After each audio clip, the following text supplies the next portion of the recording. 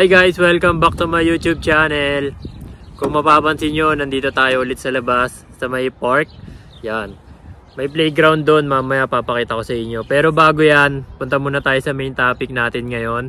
Gusto ko lang i-share sa inyo itong GoPro Hero 10. Mag-unboxing tayo kasi merong isang taong nagregalo sa atin. Natuwa sa mga video na ginagawa natin. So yun, gusto ko lang i-unbox to. Actually na-unbox ko na siya kasi excited talaga ako, pero gusto ko pakita sa inyo kung ano siya nung dumating sa akin at kung paano siya nung binuksan ko. Pero bago yan, babatiin ko muna ulit yung mga nagpapa-shoutout sa akin. Unang-una kay Tita Maymay, tsaka sa anak niyang si Cloud, tsaka si Sky, shoutout sa inyo. Pangalawa kay Bianca, na kaibigan ko simula nung nagtrabaho ko sa motorcycle. And pangatlo, yung couple na tropa ko na solid, si Marian tsaka kay Lucky. Ingat kayo dyan palagi. So yun guys, flex ko na rin yung jacket ko, no. Kung mapapansin nyo, branded yan. Yan. Nakaipon-ipon kasi tayo dito, nakabili tayo ng jacket. Tapos medyo lumalamig na, kaya bumili na rin ako nito kasi kailangan ko na siya. Kasi ako mahina ako sa lamig talaga. Wala na kang jowa, tapos nilalamig pa palagi. Eh paano na lang, di ba? So mabalik tayo guys. Ito nga pala yung GoPro Hero 10 nung dumating sa akin. Actually meron pa siyang box na malaki from Amazon, pero hindi ko na yung sinama kasi baka kalat lang dito, nakakahiya. So yan yung box ng Hero 10. Kung mapapansin nyo, as usual, katulad nung iba, yan, may tape lang siya kasi nabuksan ko na. Meron din dito, pero papakita ko pa rin sa inyo kung paano ko siya binuksan. Bubuksan mo yan dito na parang apple lang, igaganon nyo lang din. So dahil wala na nga, naka-tape na lang, tatanggalin ko na lang yung tape. Yan.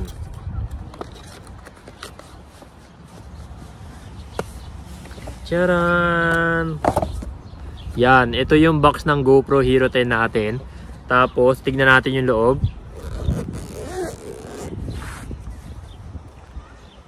Charan! Yan guys, makikita natin sa loob, meron siyang GoPro Hero 10. Yan na yung latest ngayon. And kung mapapansin nyo, meron na siyang rubber na case. Kasi nga in-orderan ko na rin siya para in case na malaglag, hindi siya magagasgasan. Tanggalin ko lang. Yan. Ganda, di ba?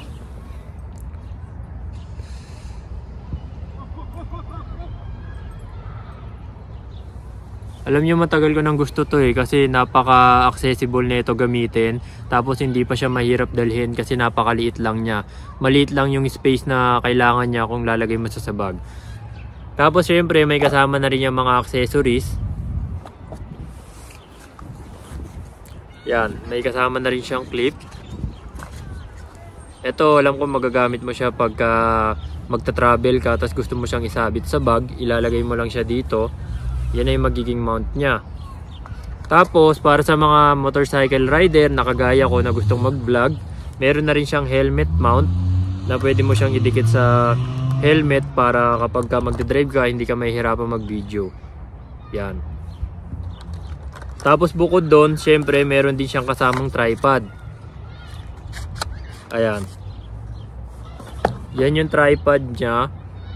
Pero parang hindi ko siya magagamit kasi nga may tripod pa ako yung ginagamit ko ngayon. Pero papakita ko rin niya sa inyo. Yan.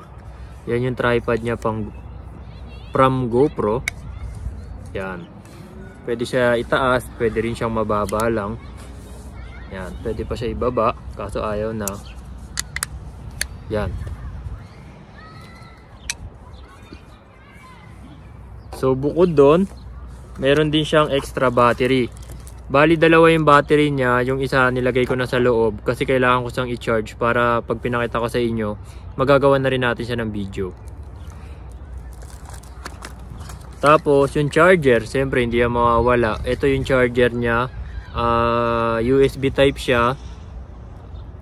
Yung dulo, tapos isang USB type nga, tama. Ay type C na rin pala siya, type C.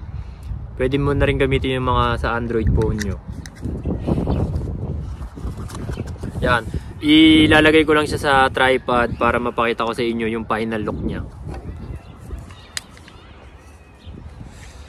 Setup lang natin. Tapos, ito pala, pakita ko lang sa inyo. Meron na rin siyang LCD sa harap para pagka nagbibideo ka ng ganyan, may kita mo yung sarili mo. Unlike sa GoPro 8 pababa, wala pa siya niyan, kaya ang hirap din gumawa ng video kasi hindi mo nakikita kung nasa gitna ka ba or tama ba yung spot na nakukuhanan mo. Yan. So, open natin para makita nyo.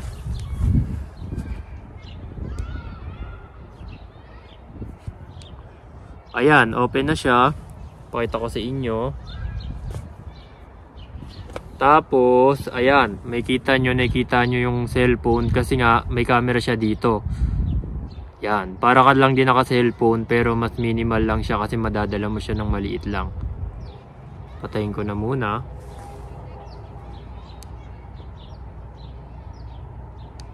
Itatry natin siya para mapakita ko sa inyo kung maganda yung quality ng video niya at saka ng audio niya.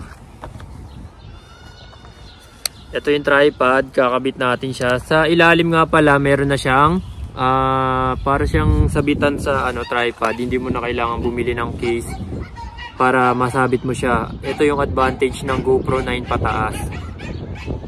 Yan, ibababa mo lang siya.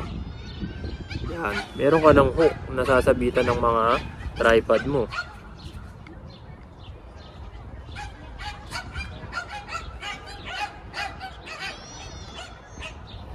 Ay, nag-open. Patayin ko lang.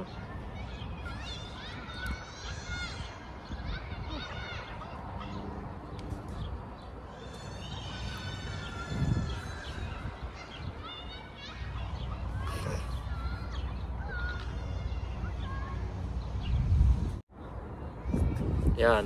Charan! Ayan na yung final look niya, guys. Ito na yung GoPro. Yan.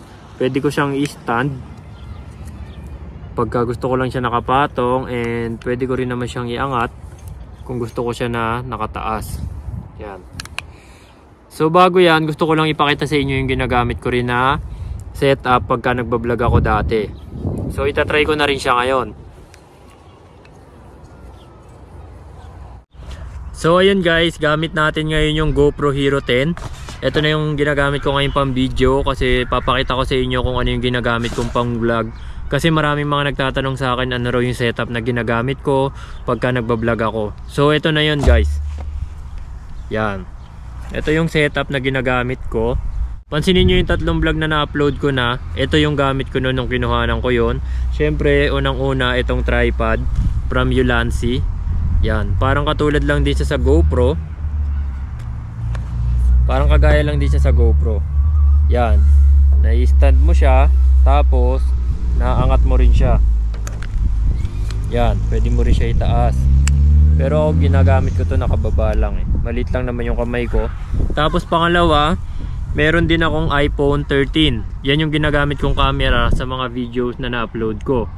Siyempre pangatlo, kaya yung audio ko medyo maganda, medyo kuhang-kuha niya kasi ginamitan ko rin siya ng speaker from Boya. Tapos meron na rin siyang kasamang ganto. Ang tawag dito guys is yung Pussy. Hindi, ang tawag dito ay ano ba to?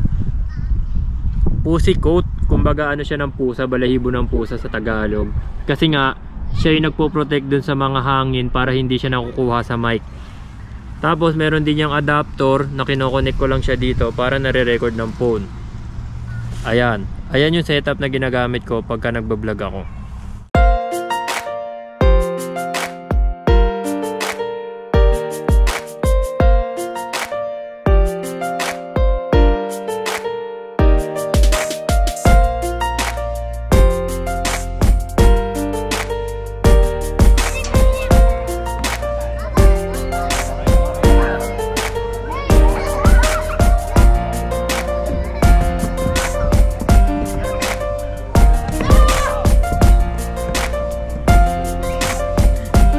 So ayun guys, hanggang dito na lang no. Thank you sa panonood and especially thank you sa nagbigay sa akin ng GoPro. And asahan nyo na mas marami pa tayong content na magagawa dahil dito sa GoPro na to. Maraming salamat. Bye!